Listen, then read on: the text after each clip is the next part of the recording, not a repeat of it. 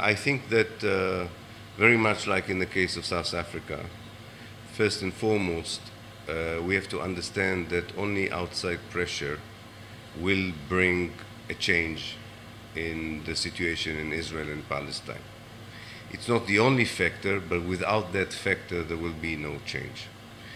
In a similar way to the pressure that was brought on South Africa, the pressure or the boycott of South Africa was not the only factor that brought down apartheid, but it played an important role.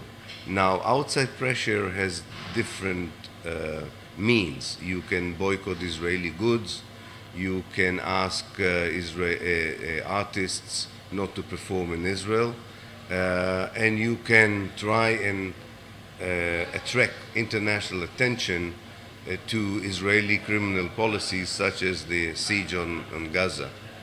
And within this context, I see the flotilla, or the past flotillas and the future flotillas to Gaza. I think it's first, and it's really an attempt to not allow the world to forget what Israel is doing there.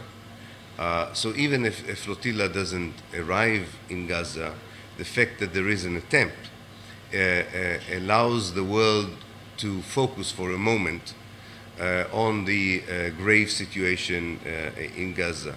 I think also that the flotilla is an amazing idea because the Israeli blockade makes people in Gaza feel that they are totally disconnected from the world.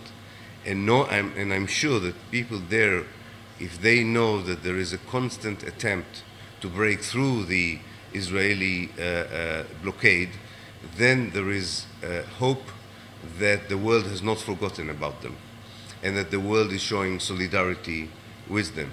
So for me, the flotilla is both part of the general attempt to pressure Israel from the outside, very much on the model that was employed against apartheid South Africa, but I think it has an additional layer, an additional dimension.